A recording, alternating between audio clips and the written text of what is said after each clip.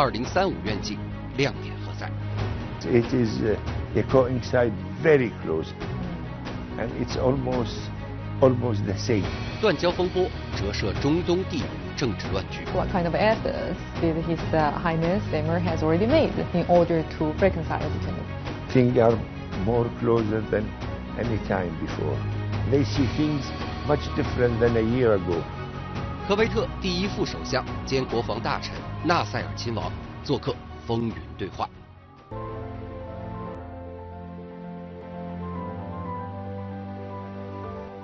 Good morning, Sheikh Nasser. Thank you very much for giving us this very exclusive interview. So can you please tell us about your current visit to China? Well, good morning. This is not my first trip to China. This is my third trip to China, and I always, when I'm in China, it just inspires a lot of things. But my main visit to China this time is to deliver a letter of understanding to the President from His Highness the Emir, and to consolidate the relation between the two countries, and to go more details about the vision of the President and the Emir of Kuwait, His Highness the Emir of Kuwait, and to try to expedite things. So we will start our meeting tonight and tomorrow.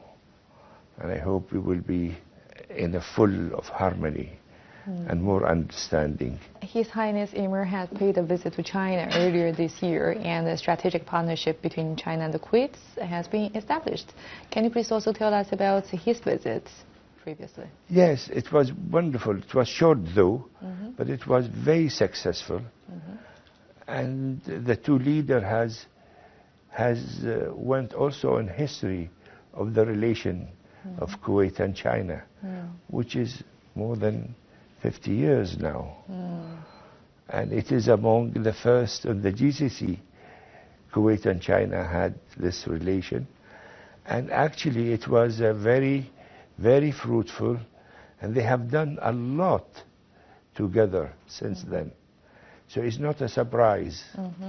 But what is the thing have tied them more and more consolidated?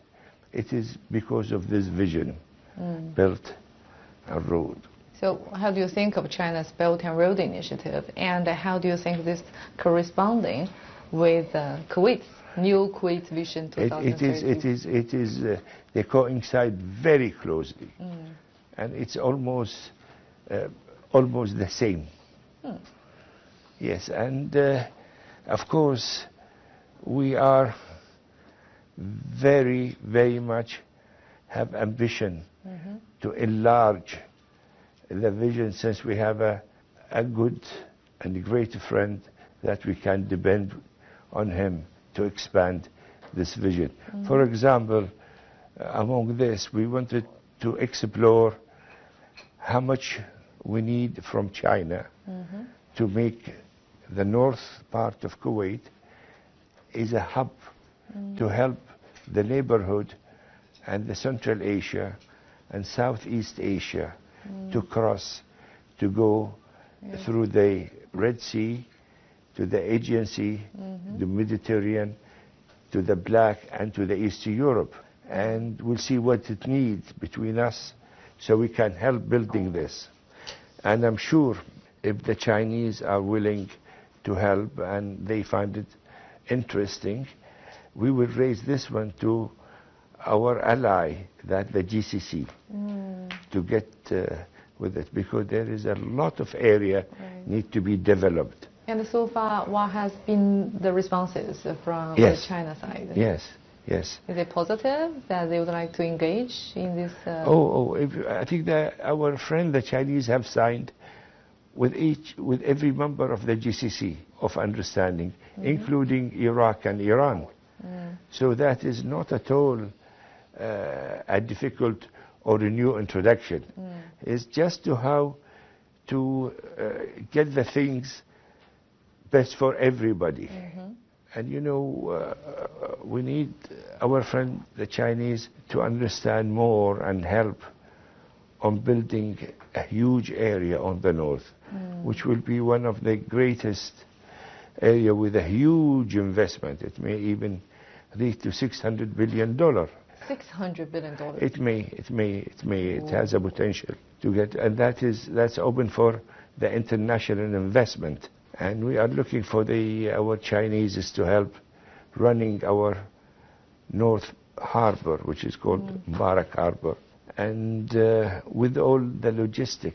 And since it will be a hub for international across through Kuwait to go to the African Horn, to the Adriatic Sea, to the Mediterranean, and then East to Europe. We need a friend that we can do. Are these all part of the new Kuwait's Vision 2035? Yes, it is Kuwait, and also the Chinese always, through the old Silk Road, they were here, but we need it now more sophisticated, more help to the nations that they fell on the same route.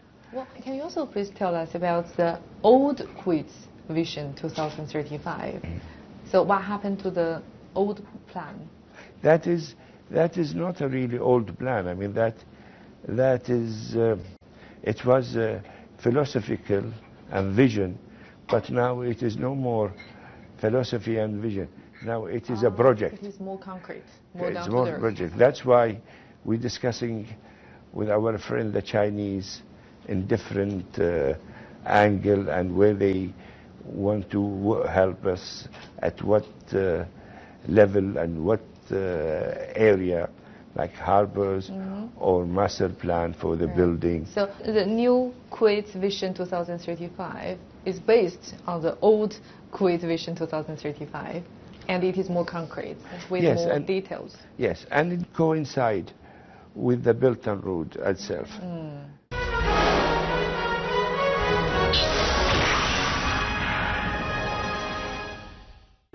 Your Excellency, how's the current situation of the economy of Kuwait now?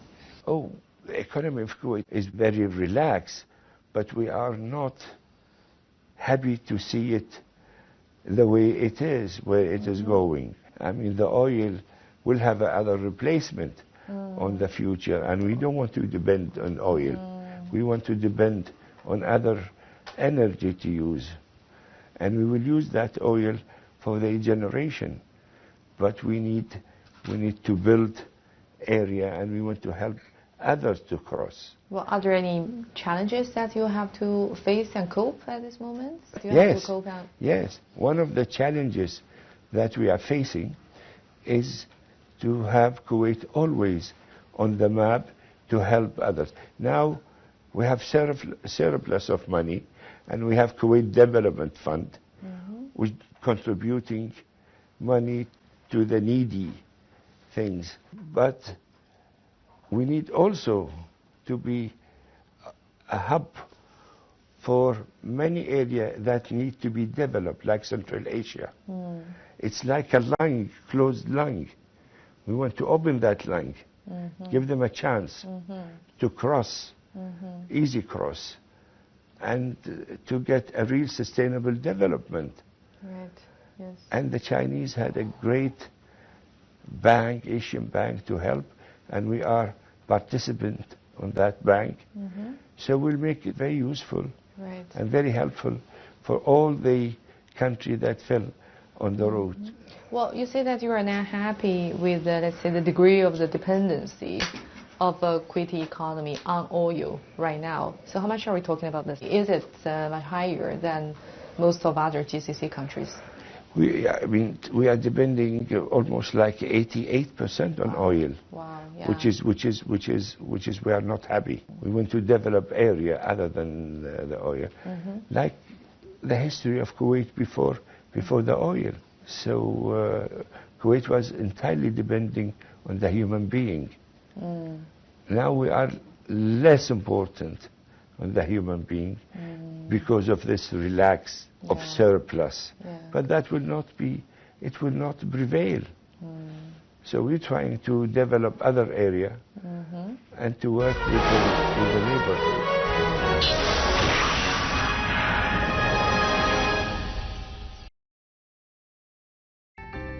You see, Kuwait is a beautiful country, it's a rich country, and it's probably one of the most open, democratic country in the region, and it has a fairly low corporate tax rate, isn't it? Yes. However, why is Kuwait still being perceived as a place that is difficult to do business in? Well, I've never been there. Maybe it is a stereotype, but are you aware of this? Yes, I am. And we are extremely discontented for that. We are not happy. And there is a lot of work now. It just to make it more easy to work, and it is less bureaucracy. And you will see it on the 6 months to come, that things has changed. Not changed, but at least better than before. But how can you make such kind of a major change in a short period of time? Because what some may think that the reason for the, let's say, a lot of red tapes in the past was because of this, the country system, which, on the other hand, might be an advantage to this country. So how can you balance? That is, we are changing a lot of laws. And we have a better understanding between our parliamentary and our government. And we are discussing the vision, and among the things we will break through is through the vision. The vision being accepted by the parliament. So now we start going to cut the red tape on that one in order to get to the stage where we'll open up more to the investor. But you so rightly that we have this red tape problem, which we're going to over it.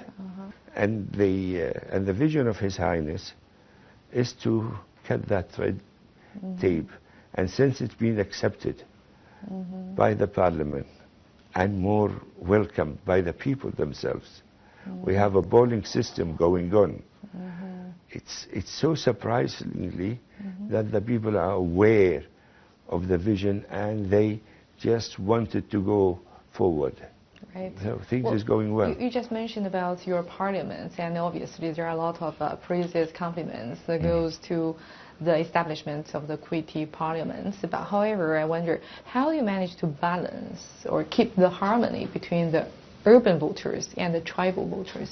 That could be a problem for a lot of countries as such. Oh, it is. I mean, that's a bit created by the election. On the country. But being a young democracy, those things, you could see them happening. But it's getting less and less and less. So the tribal feeling, it is less felt than before. But we can also see in some other countries in the region, especially, that the tribe characters are pretty strong in their political system, but it works well. No, it's different. It's different. It's one of these disturbing things. We don't have a party system where they have the manifest and then people go for the manifest. But some of them go to the tribal feeling, and if they are, but it's getting less and less and less. Now the social structure is going over this feeling, whether he is a tribal or not a tribal. It is. No, it is much, much less than any type. Right. It takes time, but it is already much less. But still, you don't have the party system. So in the future, when the tribe trademarks are reduced, how is it going to be? I mean, in the parliament, in the society. Still, if you see our last parliament, our last election, you will see many social structure are getting together, tribal, non-tribal, new immigrants which became a Kuwaiti, old immigrants. So it's all getting together, and that's a good news because they talk about their philosophy, what they want their country to become. So people are more aware now whether that is a good candidate because he talk at large. And he talk about sustainable development, and he think of the future. That's why most of them, they win, because they capture the interest of the electorate. Well, we see that there's some diplomatic crisis in the GCC countries, but how did Kuwait manage to keep the fairly good relations with all members? You know, His Highness the Emir is the eldest one on the of the leader of the GCC, and many youngster rulers on that, and they look at him as a father. That helped him to take this hard decision to be the catalyst and to mediate it between them. And I think he's took some time, but I think the prospect now, it shows more positive. Things are getting better. And hopefully very soon we hear a good news, hopefully. When could be a good chance to, have this status relationship? Yes, I think if you ask anybody else from that, well, they see things much different than a year ago. Is it? Yes. How? Well, the demands are still there. No, but I mean... For the 6 points. No, I'll give you an example, for example. The Qatari representatives were in the GCC conference in Riyadh. So he was there, and he had his speech, and he was standing. They announced that they're going to quit the OPEC. No, but that's different. I think the Qatari quitting from OPEC, not because of the Saudi or Emirati being there. They quit. They're worried from the threat that the American may take OPEC as to manipulate the oil price. Not only that, but it's like of monopoly and pushing the prices at a price which is not acceptable. So they try to distance themselves away, worrying. So that they can plan something bigger with America and in America. No, it's just to distance themselves. If America take a big decision against GCC, Qatar will not be included. And they have a point. How do you think of this move? I understand it. Okay. I understand it, but I don't know what is the other OPEC members will see. Will they be smart enough to try to avoid the American threat, and how? And I think it is in their agenda now. So the Qatari took that decision not as a political reason, no, from a functional point of view, because they don't want to jeopardize their interest. Because the American has a threat. That almost all the OPEC countries, the members, they have some interest or stakes in America. Then how come they didn't do the same? They might take a certain decision. So are you implying that we can see more members from OPEC? No, to protect themselves. Because OPEC, it's a clear threat from the American that they may take a case against it. So they may consult, and I think they are consulting their lawyers, if they can add any article for the agency in order to protect them. And I think the decision of Qatar has really given a big warning to OPEC. Think how you protect yourself.